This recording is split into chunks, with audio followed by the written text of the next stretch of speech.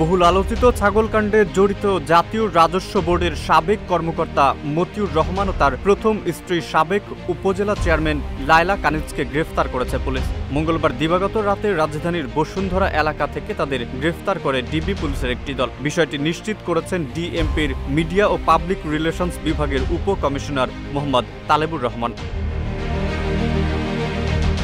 যদিও এ দম্পতির বিরুদ্ধে একাধিক মামলা রয়েছে, তবে কোন মামলায় তাদের গ্রেফতার করা হয়েছে সে সম্পর্কে সুনির্দিষ্ট তথ্য জানাতে পারেননি ডিসি তালেবুর রহমান। সবশেষ গত 6 জানুয়ারি তাদের বিরুদ্ধে 3টি মামলা দায়ের করেছে দুদক। 124 কোটি টাকার অবৈধ সম্পদ অর্জন ও সম্পদের তথ্য গোপনের অভিযোগে মতিউর রহমান, তার প্রথম স্ত্রী লায়লা কানিজ ও ছেলে মেয়ের বিরুদ্ধে মামলাগুলো দায়ের করে দুর্নীতি দমন কমিশন।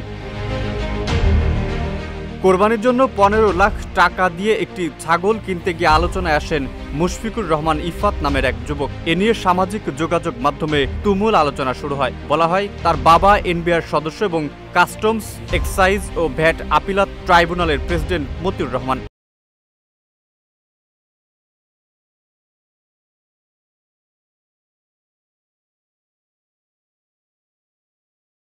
এরপর আলোচনা চলে মতিউর রহমান ও তার পরিবারের সদস্যদের কোথায় কি পরিমাণ সম্পদ রয়েছে এসব নিয়ে। এসব আলোচনার মধ্যে একের পর এক বেরিয়ে আসতে থাকে মতিউর পরিবারের বিপুল বিত্ত বৈভবের চাঞ্চল্যকর তথ্য।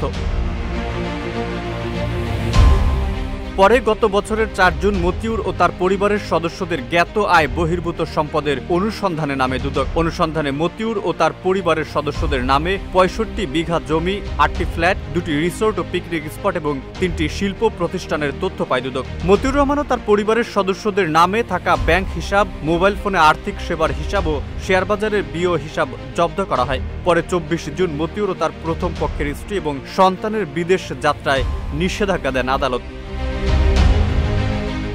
এরপর গত 2 জুলাই মতিউর রহমান ও তার পরিবারের সদস্যদের সম্পদের বিবরণী চেয়ে পৃথক নোটিশ পাঠায় দুদক। এসব নোটিশের পরিপ্রেক্ষিতে 29 আগস্ট মতিউর, তার 2 স্ত্রী এবং ছেলে মেয়ে সহ 5 জনের সম্পদ বিবরণী দুদকে জমা দেন। মেহেদী হাসান, ইত্তেফাক।